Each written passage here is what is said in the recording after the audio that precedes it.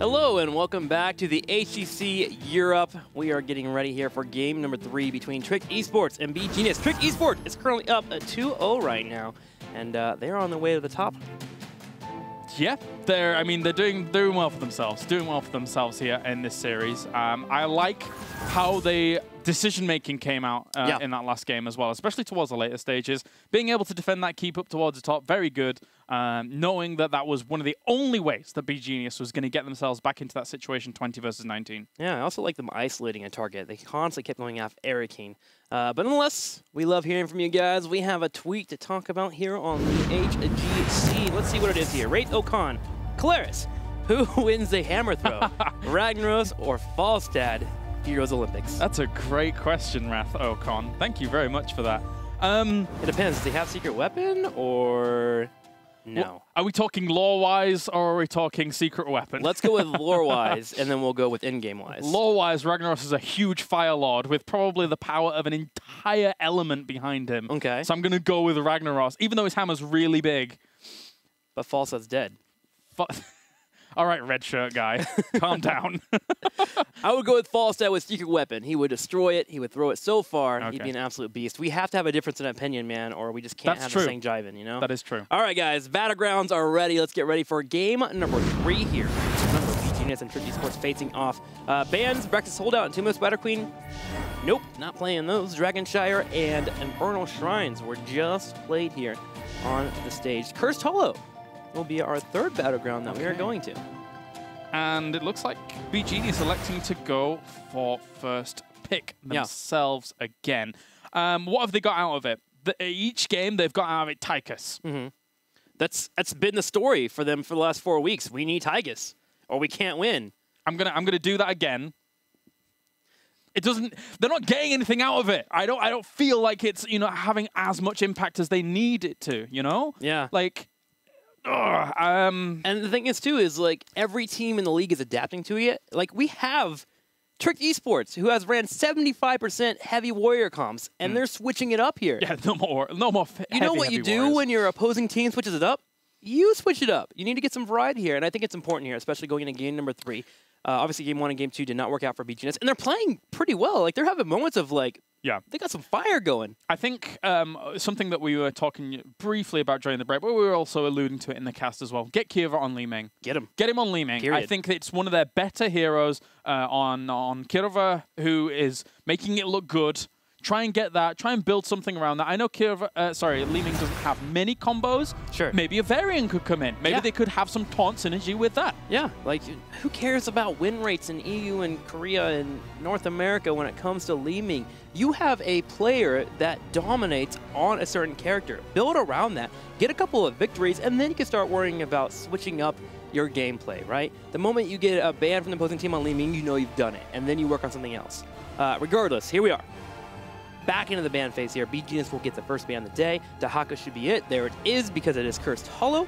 The ban for Trick Esports has been Tassadar constantly. Yeah. And with Alex Aproji tweeting last week that he just wishes Tassadar wasn't in the game, I feel like we're going to have that ban all the time. It's very impactful. Very impactful, not only in the previous patch, but also here in Valera patch. In a different way, of course. Now provides a bit more extra damage, as well as the bigger shields. But yeah, Tassadar is strong. Yep. Very strong. So now beGenius, I don't want to see a Tychus pick. Don't do it. I don't want to see a Tychus pick. Pretend it's banned. Give it away at Trick Esports. I don't mind their Falstad play. Pick up Falstad here. It's a map to get it on. Or take Malfurion. Yeah. Ooh. Okay. All right. Sideblade life. I'm down. So, I'm down. Relying on some of the big playmakers of their team. Eternal, Zeratul, yes.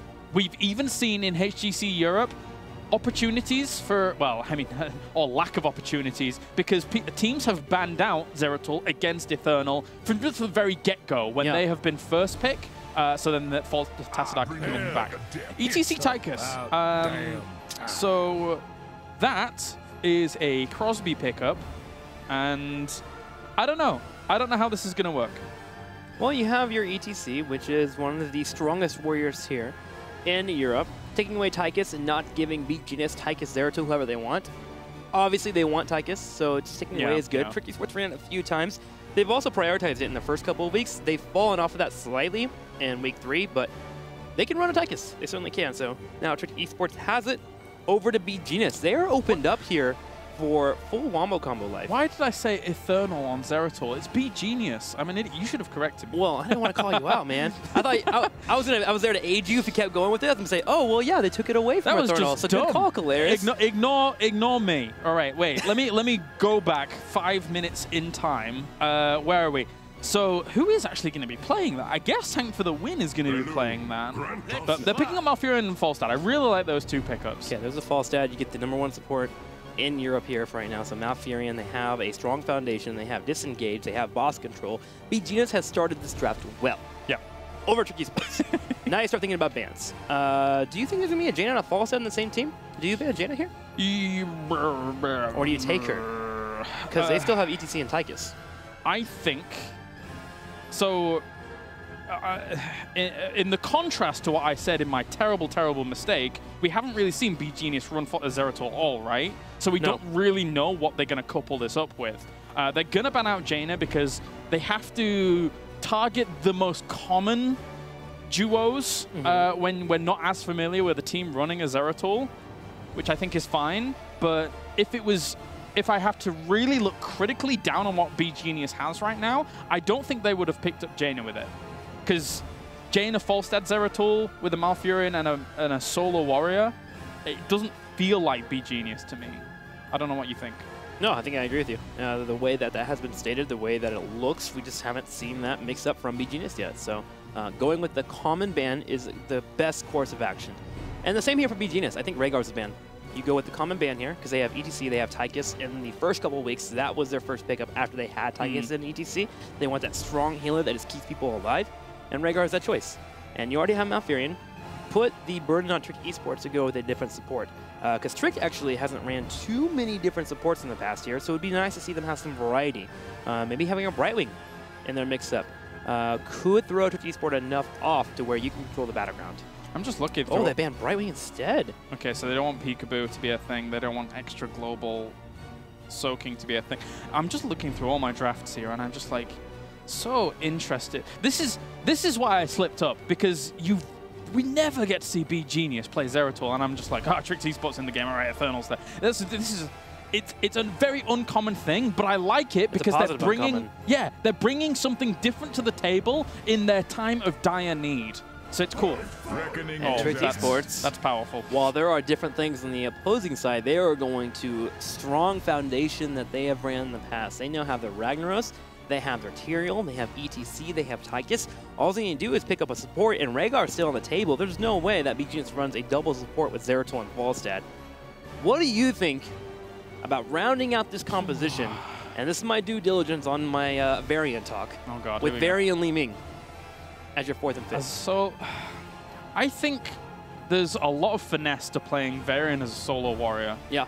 I don't know if they'd be successful with it. It'd be hard in a double warrior, but I just wanted to throw that out there. Okay, that's fine. That's fine. Because the thing is now, I guess Kirva's going to be on the Falstad. No, it might be Araki. Maybe they are still looking for a Kirva pickup. What about Leoric Varian? What? You can handle ETC, you can handle Tyrael. Don't know if they need Leoric.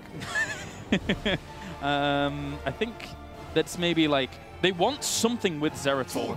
A Nubarak Li Ming. All right, so at least they've put Kirva on the Li Ming. That's what we wanted. A Nubarak solo warrior. I would have wanted Varian way more than this. Yeah. A Nubarak gives him possible dive control and helps him deal with Ragnaros. You want it simply because of that spell shield when he goes for the Sapphire Smash. So a Nubarak can be aggressive, but there's still so much lockdown, and Tychus can shred through a Nubarak. I do not like solo Nubarak. We've seen it 3 times in HGC Europe, and it doesn't pay off. It has yet to pay off. I have yet to see the actual proof that it can work. And I think it only works if you're running against double mage or maybe a Jaina where it's all Ring of Frost combos, and that's just not happening. Let's look at this composition in a different light. Okay. Let's look at it in the way that they've taken a bit of a gamble. They've gone for Zeratul, which is a very uncommon pickup for them. So they're putting a lot of hopes and prayers. This is why I'm doing this. I've only just noticed I've been doing this. This is why the Church of Zeratul is going to have to prevail. Okay. Right. There is a lot on Zeratul here to work. So all hail the mighty Zeratul. Make it work for beGenius. Bring them back into this series.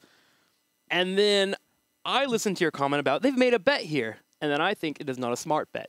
If you're going to bet, at least put yourself in an odd where you're 51-49 or something, right? Oh.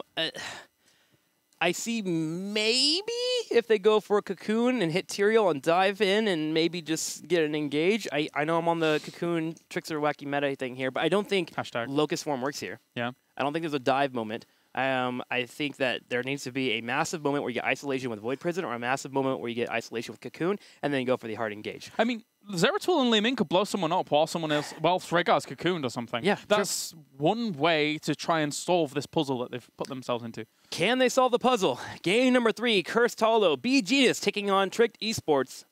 Let's do it. Let's go. Let's get this figured out here, man. Game 3.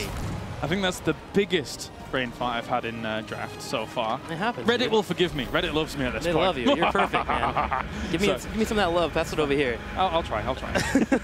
No, you're 50% of this duo, my friend. So I'll take it. I'll take it. To the far left, give us the introduction here, Colors. All right, of course it is Tricked eSport here, rocking things out with Remember going to be on ETC, Crosby on Tychus, Nape on Rehgar. We have Tyrael, played by Alex the Pro G, and Eternal on Ragnaros. To the far right, beGenius with the bet here. Eric King will be showing off the Falstad gameplay. We have Kirwa showing off his Li Ming. Please put him on that hero for the rest of your life. Yeah. Take for the win here on Zeratul. And that will be beGenius here going against Tricked Esports. Down. Yes. 0-2. So already, I like the tag for the win is on Zeratul. I think that, you know, a lot of people, we've even seen it in interviews from other teams in recent memory, that, you know, they respect Tank for the Win as one of the up-and-coming melee assassins / second warriors in the European scene right now. So, you know, the Church of Zeratul, all amen to Zeratul, like, that's going to have to pay off big here. We'll continue to watch as Zeratul hopefully becomes that linchpin here for beGenius to get a win. Kirwa and Unstable will be in the bottom lane, sieging upon Eternal here. What do we about? Shifting Meteor, level 1. Oh, snap! No Q build? This is heresy. We're all about religion in this cast, apparently. This is very uncommon. Well, think about it. Where are you going to get massive engage? We're going to hit Qs on multiple members against the comp that beGenius has. They have Falstad, they have Li Ming, they have Disengage, they have a Nubrak who don't really take much damage from you. Why don't you just go for a poke build and drop a couple of Ws on them, force your opponent to deal with them. You also get control of Zeratul when he's blinking around. I'll be honest. As much as, yes, Q build is definitely the way for a lot of people right now, I think there is more to Ragnaros. I have experimented with every single build. He is my best friend. I love him. We go to parties together, and there is definitely more to Ragnaros. Actually, this is one of my least favorite builds for Ragnaros, fully enough. But you're an E-build. You're that guy. Kind of. I'm a hybrid, which I can explain at some other point. But it does provide the poke that you're mentioning. That poke is very powerful. So let's see how that goes. Especially when you finish that quest, you can control the moment that it goes. You can chase down a Li Ming that might blink out of it. Things like that are very, very powerful with that level 1 talent. So watch for him. We'll let you know whenever that does finish up that quest. And you also see on your screen as you'll see the meteor suddenly change directions when you're in the middle of fights. How'd you do it? It's magic. Look at him. Maybe the Mighty Gus was little and it blew it to the side or something. So here we go. Tribute has spawned here. First one in the top right corner. The Mercs have been grabbed actually for beGenius. We did not have eSports with the rotation here on their own Giants. So we're going to have some pressure in the bottom lane, and this bodes well for beGenius if they can poke here and not force a fight. They can get that value in that bottom lane. Dantan in trouble though. Is retreating. Here's Rimmer. He just doesn't take much damage there though. So Static Shield is going to be the choice at level 4 for Arakeen, so he's going to be gaining shields as he is actually be able to put his static charge on toward things. But yeah, this has been a slow tribute to start things off. Unstable, looking to channel. Is there any contention? No, they didn't grab their own Giants, and so they didn't even get the rotations here. Rotations was slightly slow for Tricked Esports, so they elect to just go down, defend bottom lane, and not deal with the poke. Because honestly, in this early game, beGenius has a great poke. They have the Hammering, they have the Li Ming poke, they have Zeratul that can float around and be an annoying nuisance. And if you get anyone down to less than half health, suddenly kill potential is there. Yeah. So the better decision here is to just wait, hold back, moving down the bottom lane to set up. Ooh, Falsa just flying in the bottom lane. No. Yeah. Here for defense. Trying to slow this down. Trick eSport trying to gain as much experience as possible from towers. Okay, so this is the wackiest thing I'm about to say in HGC Europe so far. Never mind my mistake in that previous draft. I don't mind Lava Wave in this game. I'm not surprised. Oh, wait, what? I'm down. Oh, I love Lava Wave. Trickler's wacky meta. God damn it. Yeah, man, let's do some Lava Wave life. So the reason I'm trying to justify it is because there's not actually that much stun to guarantee yourself really good Sulfura smashes. I know it's probably going to be Sulfura smash anyway, as we see Eternal being attacked on towards here. He's going to get taken down. A good little rotation coming out from beGenius. But, yeah, there's not huge amounts of setup. ETC is going to have to be the setup for it. So there's a lot less setup than we normally see with the Ragnaros, is what I'm trying to say for a Sulfura smash. And to add on top of what you're saying, Lava Wave just delays games forever, especially when you get to level 20 and you get the second Lava Wave available to you. They're going to be doing this weird cat and mouse game with beGenius because they have Falstad being able to barrel roll, you have Li Ming with being able to blink out, you have Zeratul to zone rotation, Malfurion should be playing safe, and Nubrak can burrow charge. You're going to have a hard time getting isolation. Yeah. So if you delay out the game longer and longer and longer and you get push constantly happening, you increase your chances of getting that isolation to get those picks to win team fights. I mean, this is all just theory, of course. It's 5% chance of actually happening. I'm going to go 7%. Okay, 7. Speaking of the number 7, at 7 we do have Molten Power coming out here, so it's going to be full Living Meteor build. So his Living Meteor, the more times it actually hits heroes, you get actually like more damage off the next Living Meteor. So it's, you know, it's again a lot of poke. We'll delay out those tributes for a while, whilst it's currently 1-1. Mark's grab down here on the bottom left. A tribute will be spawning soon. It's currently 1-1 for each of our teams in terms of tribute. So we should get to 10 safely without a curse being on the field. And of course, the final thing to say it's not going to be Lava Wave is that actually Church of Regod. Oh, God. Oh, our friends over at TGN Squadron, Pally Time. They made the Church of Regod a thing. You should check out that video if you ever get the chance. It's pretty funny. Fine. Isn't Thrall Green Jesus though? I mean, yeah, Regod or whatever, but whatever. Oh, there's a Tyrael on the top lane. Tyrael. Sorry, yeah. The final thing to say that it's not going to be Lava Wave is that it has a 7-year cooldown. So yeah, that also doesn't help my argument, my theorizing. I gotta bring in these negatives. Sorry, Lava Wave. Lava Wave is the best thing in the world. Another engage here on the bottom right. Eternal's going in, and we're about to have level 10 here. For eSports, but with level 10 already for beGenius, and Mighty Guts goes out. Can he get over? No! And Air King does get picked off. Malfurion coming in. Big silence, but unfortunately the knockback from Rimmer will stop it. We do, in fact, have the Cocoon picked up here, and we have a big rotation, and Tank for the Win comes down. So Li Ming's not here. So Tank for the Win was just used as a way to actually disengage from that. It will indeed be Sulfura Smash, Sanctification, Stage Dive, Ancestral Heal, and Commandeer Odin. So again, it's going to have to be a lot on the power slide and maybe just slows here or there for this Sulfura Smash to really work out. It's going to have pinpoint accuracy as Eternal. Poke here is from beGenius. We do have Void Prison available for our Zeratul, so we'll watch for that. Unless Proji should be able to set up here with Sanctification to grab said boss. They are beating this in here. There goes the engage. One fourth pop, as you mentioned, for the seed potential. Now remember, if anybody gets locked down or is stood still for a little bit, Sulfura Smash will come in and do damage. That is going to be a good Void Prison. Sorry, a good Sanctification to make sure nobody's going to die off the back of that Void Prison. And Nappy, though, is just getting picked on right now. The boss hitting in the back right. Big Ancestor healing, though, as Crosby will stay alive. A massive silence, though, and beGenius comes in with the Mighty Gust, and they steal the boss. That is a 3-man wipe on Trick eSport. And Cocoon to Tyrael. Oh, they just got ravaged. They actually just got dominated in that situation. An ambitious boss call overall. So I think there were 2 big misplays there. One, I think Sanctification, I understand the theory behind it, but it missed out because it didn't hit Rhaegar, and Rhaegar actually did get popped by Li Ming down to a quarter health.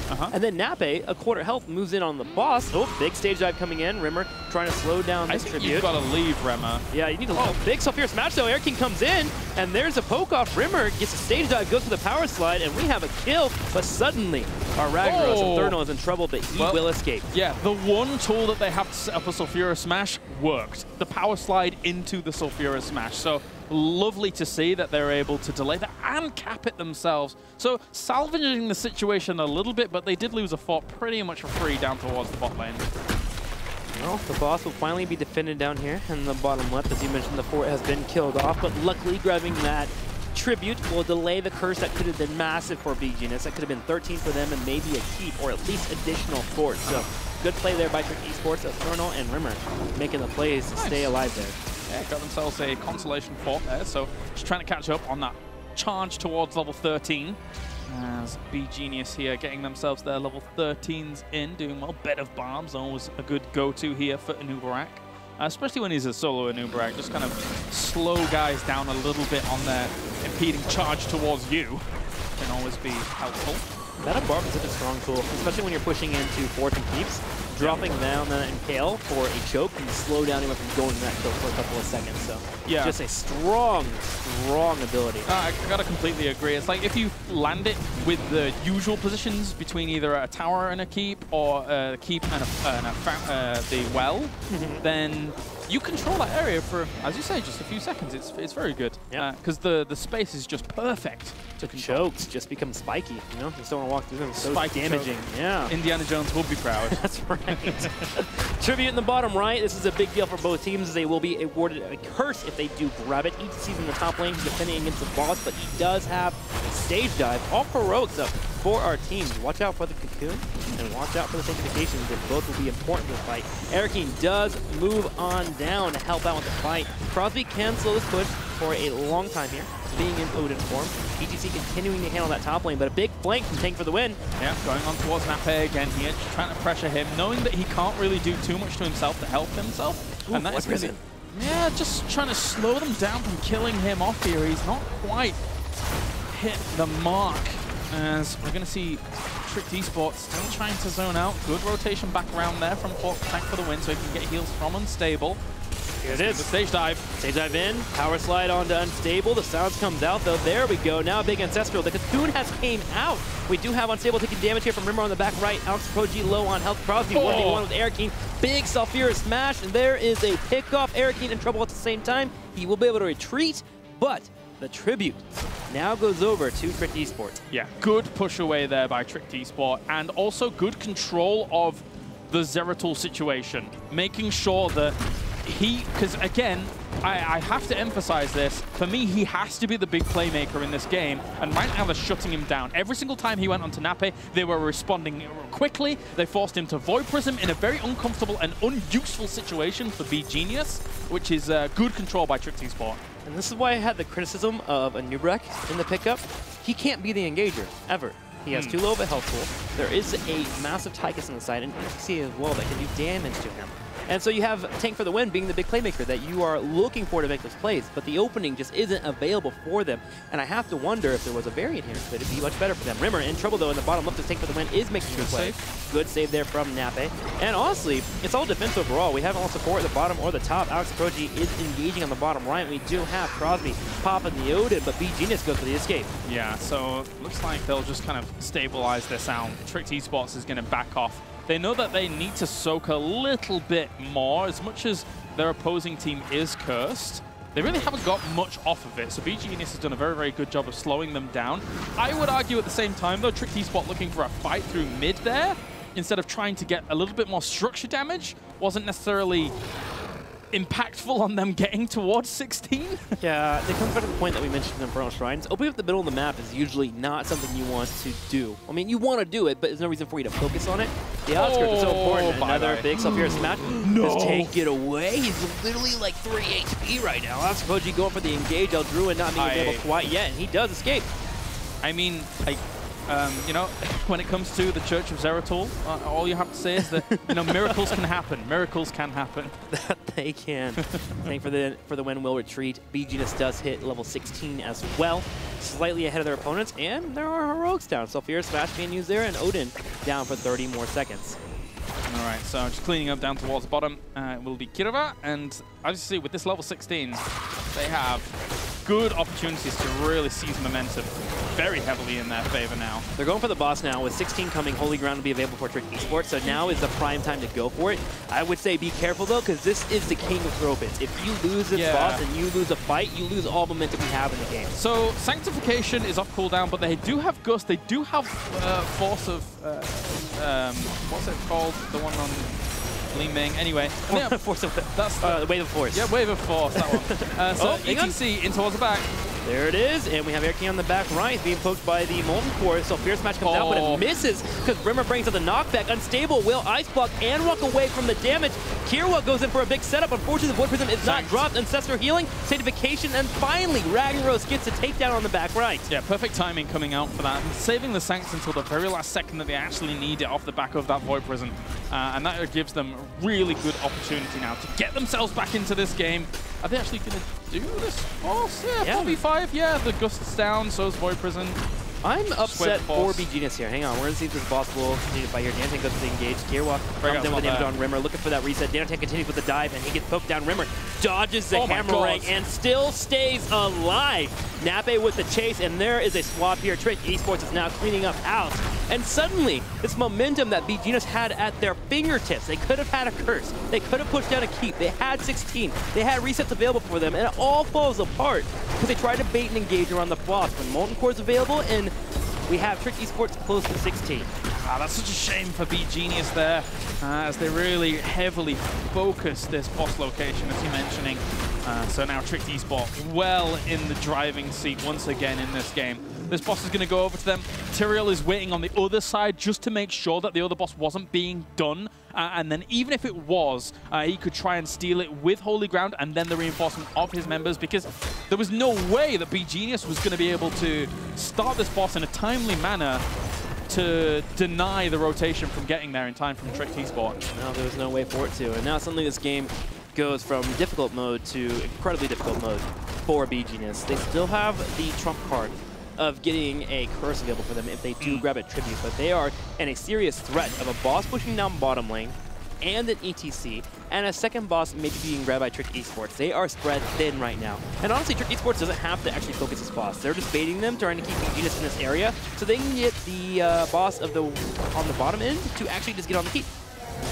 All right, so taking the hard camp here as a consolation prize. I'm slightly surprised that Trick Esports didn't go as hard onto that boss as they potentially could have done, but they're playing it safe. They don't want to go to a fourth game. They just want to round this out 3-0, get themselves a nice pickup, a nice win.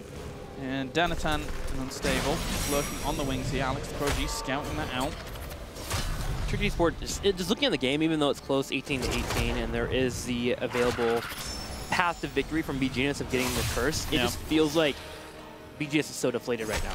After the last play, it just looks like it. They're all spread out now. They're playing completely safe. They've stopped making the aggressive plays we've seen from them in the early and the mid game. Yeah. It feels like Trick Esports is already won, and beGenius needs to take that momentum, that idea that Trick Esports has, and flip it on its side. Even if that's the case, though, even if they are in that mentality where they're just a little bit dejected, they need to, rally together and understand that Zeratul with Void Prism, as well as also Gust and things like that, can still make massive, massive plays. They can turn around a game on their head, even 20 versus 19 in some extreme circumstances.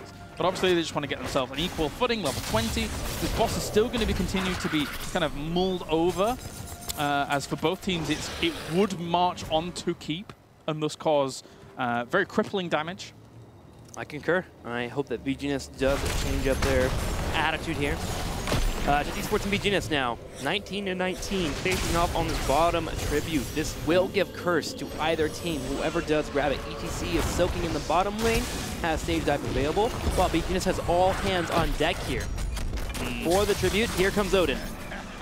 And they may have needed to have Falstead just like even towards mid lane to be able to fly down. It's going to be Molten Core being used to the south actually here on this. So good position, but Nappy taking a lot of damage. Kirva as well as Danatan going towards Ragnaros. Rhaegar, that's perfect for them. They actually get a Zeratul kill off the back of that. Big silence going on towards 3 though. beGenius looking for more blood. That's a great sanctification to save the Commandeer Odin here. At the same time, the Crosby is going to fall. Kirva blinks over the little ravine there, and he's going to look for more damage on towards Alex the Pro G. That was the engage I needed from beGenius. They get 3 pickoffs, and now we'll grab the tribute and have curse available to them. No Molten Core here for defense. It all comes down to, oh, hang on, Air King continuing with the aggression, moving in for the ETC. Can they take him out? There we go. Damage is coming in. Kirwa low on mana, but it is enough. 4 members wiped for Trick Esports. So it came down to Danatan hitting the Cocoon. We had a solid dive on Nape, which means they had no sustain, and then they could deal with Odin. I promise you, just get Kirva on Li Ming. From game to game, we have seen how much damage he's able to dish out and how impactful he has been on the kill targets.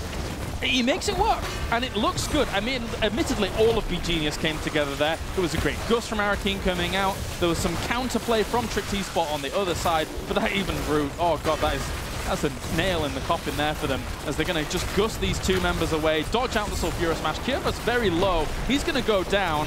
Falstad needs to die. If they kill Falstad, they can defend this. They kill Falstad. Can they go with Danatan now? No. Danatan's next here. Get Danatan and then deal with the Malfurion. They're both keeping him down. 18%, 17%, 16%. Here comes Unstable working his damage on the core. He's going to Ice Block. He doesn't have the Twilight Dream quite yet, and he will miss it. Here's Tank for the win on Zeratul, but he's locked down. Massive Void Prison, but it's not enough. All 5 members of beGenius lose out on their core rush, and I'm looking at someone next to me. Don't. I may or may not be blaming him, but Tricked eSports can now go for a push. All right.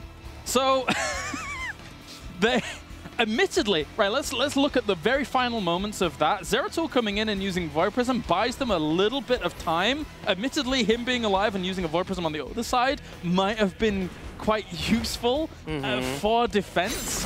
But now they've got heroic difficulty, and I'm pretty sure Molten Core is not on cooldown. No, it doesn't matter. They have sanctification. They go straight for the core here. They set up for everything. They wait for the combo from Kirwa, and they just drop Sank. There we go. Now they focus down the core. Let's see if they can hold this. Falstad does have Mighty Gust. There is a Mighty Gust. The Molten Core is on the core, and 80% and dropping. Not a member to fall yet here. Molten Core killing off a member in the back right. No more Li Ming, which means your defense is much worse here. Cocoon comes out on Tychus. They continue to apply all damage to the core, and Tricked eSports is setting themselves up here to take game number 3 against beGenius, and they get another victory in the HGC. Yes, they do. 3-0, very well done. And also, towards the end there, the prioritization to kill off Li Ming with the Molten Core. Li Ming is one of the best defenders of cores, keeps, any kind of structure in the game. Yeah. And she was heavily prioritized there by Eternal. Really good play by him, and I'm sorry. I feel really bad for beGenius just because they had a couple of outstanding moments to where they could take that game. They had the moment down by the boss where they danced around a lot, where they didn't really need to do that because they were seriously there. They had momentum. They could taste it. And instead they go for a boss call, which makes sense, again, because Tyro's at 15, but it's a risk that you don't need to take. They didn't really need to take the core risk.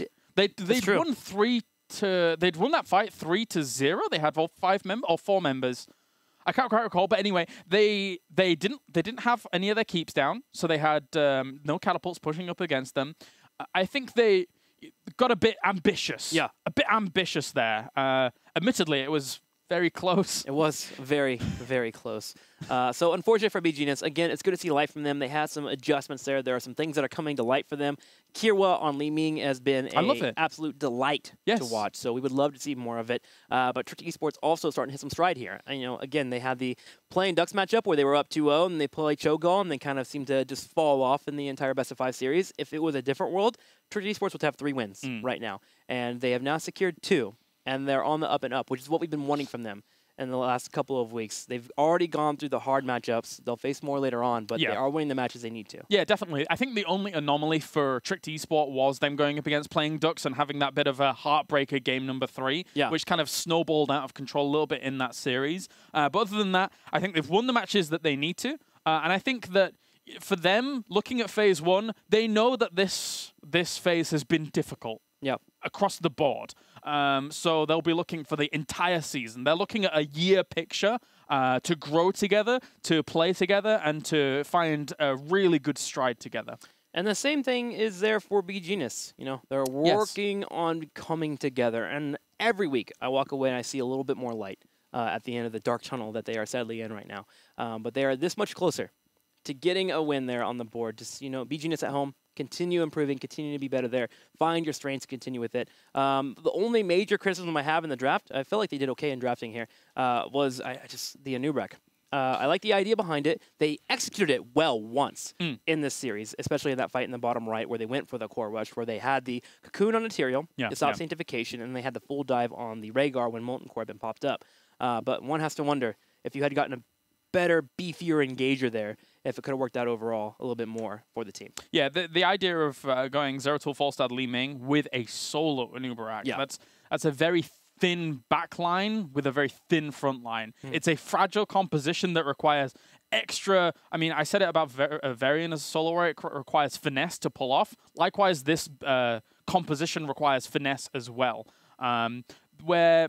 You know, maybe if we saw one of the big three kind of have one of those compositions, you know, I'd have a lot more faith in it. Yeah. beGenius, you know, it all needs to come together just a little bit more. It's the same case with the solo Tyrael. Whenever we have Fnatic or Misfits run it, we're like, okay, it's beautiful. You guys got this. Yeah. But on the lower sides here, there's just some coordination issues that are holding these teams back from running the solo hero. For you guys at home, though, we're getting set up here for Alex the Proji to be the member that we talk to. We'll be getting him on the phone as soon as we can.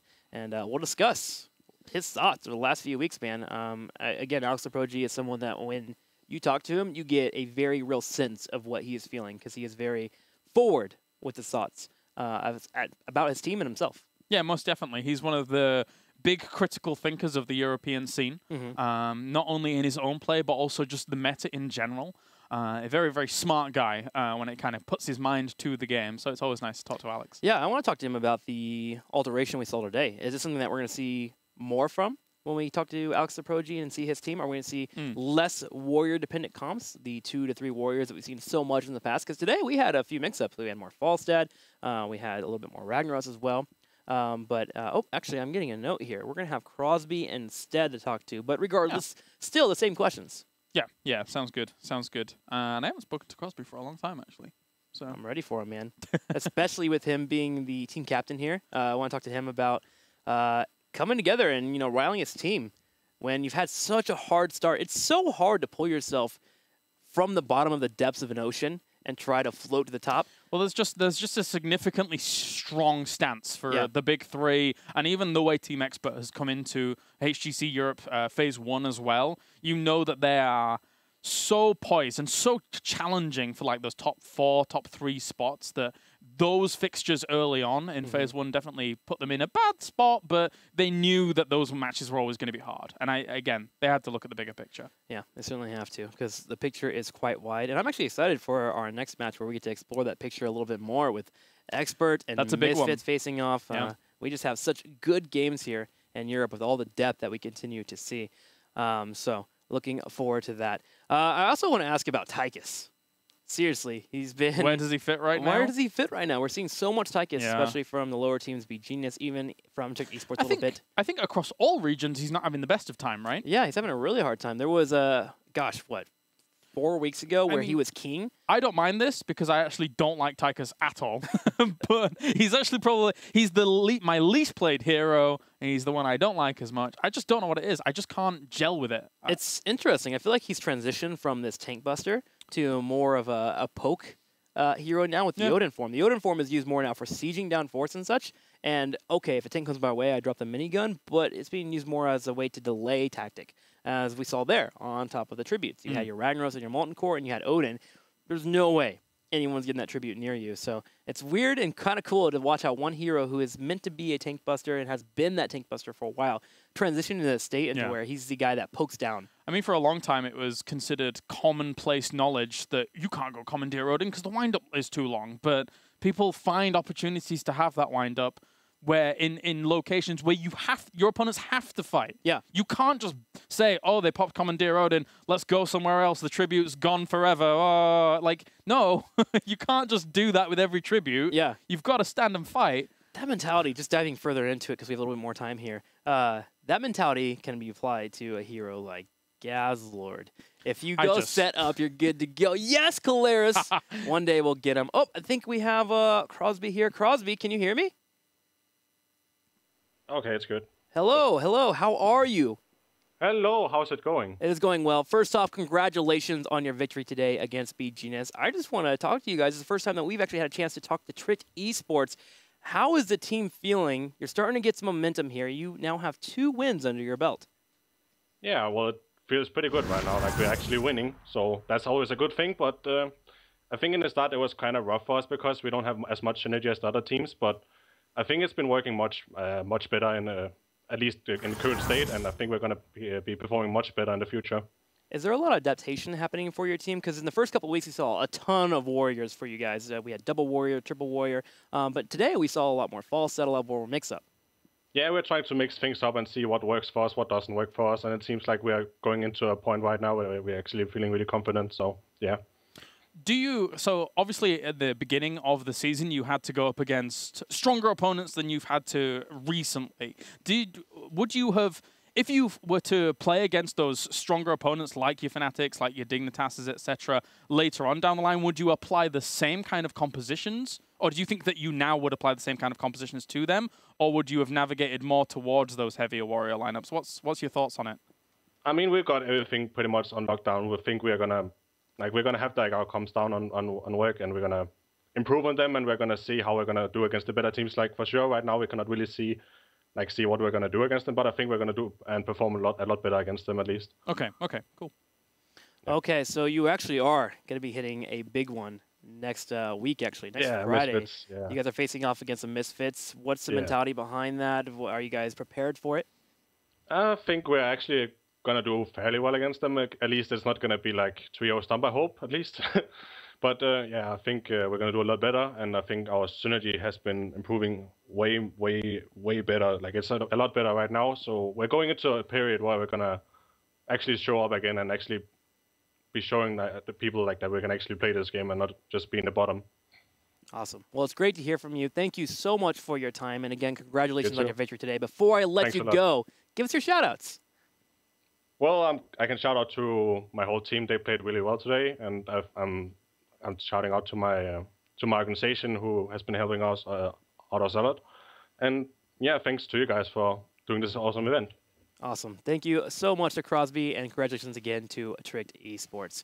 All right, guys, that's it for that matchup. Again, congratulations to them. Soon, we get to prepare for, I feel like, one of the biggest matches today here in the HGC. Yes. We're going to get to watch Misfits as they take on Team Expert. Expert has been getting better and better against the top three. Fnatic took them to Game 5, Claris. Yes, they did. They did. There was that one core moment, which sometimes keeps happening when I'm here. I'm sorry about that. Anomalies. Anomalies, for sure. But one thing's for sure between these two teams is that it's a big fixture because you've got Misfits who are on the very verge of guaranteeing themselves going to Katowice, and then you've got Team Expert here, who are currently looking for an opportunity to go to Katowice. If they can get the win here, they can turn a lot on its head for particularly that third spot. So exciting times. Yeah, it's an exciting clash that we're excited for. We'll be getting ready for it very, very soon. We'll be right back. This is HGC Europe. Going to be following up on the kill on Unstable. Going to be able to trade here for a 2-for-1, though. Erakeen, unfortunately, falls. It's still a 3-for-1, and beGenius losing this fight. Kirwa attempting to do something. Eternal gets away with the hair on a chin for 8 seconds here. Dantan forced retreat. Gust. Here goes Eternal for the Gust. They are looking at Erakeen. He is in trouble. Still no stake for 1 more second, and that is going to be a dead Tychus. Boss sitting in the back, right? Big Ancestor healing, though, as Crosby will stay alive. A massive silence, though, and beGenius comes in with the mighty Gust, and they steal the boss. That is a 3-man wipe on Tricked Esports. From the back right, Alex Pro G low on health. Crosby 1v1 with Erakeen. Big Sulfurous smash there. Comes in with the damage on Rimmer, looking for that reset. Dantan continues with the dive, and he gets poked down. Rimmer dodges the hammerang and still stays alive. Nape with the chase, and there is a swap here. Tricked Esports is now cleaning up house. And suddenly, this momentum that beGenius had at their fingertips. Genius looking for more blood. That's a great sanctification to save the Commandeer Odin here. At the same time, the Crosby is going to fall. Kira blinks over the little ravine there, and he's going to look for more damage on towards Alex the Pro G. That was the engage I needed from beGenius. They get 3 pickoffs, and now we'll grab the tribute. Away, dodge out the Sulfurous smash. Kira's very low. He's going to go down. Falstad needs to die. If they kill Falstad, they can defend this. They kill Falstad. Can they go with Dantan now? Dantan's next here. Get Dantan and then deal with the Malfurion. They're booking them down. 18%, 17%, 16%. Here comes Unstable working his damage on the core. He's going to Ice Block. He doesn't have the Twilight Dream quite yet, and he will miss it. Here's take for the win on Zeratul, but he's locked down. Massive Void Prison But it's not enough. All 5 members of beGenius lose out on their core rush, and I'm looking at someone next to me. Don't. I may or may not be blaming him, but Tricked Esports can now go for a push.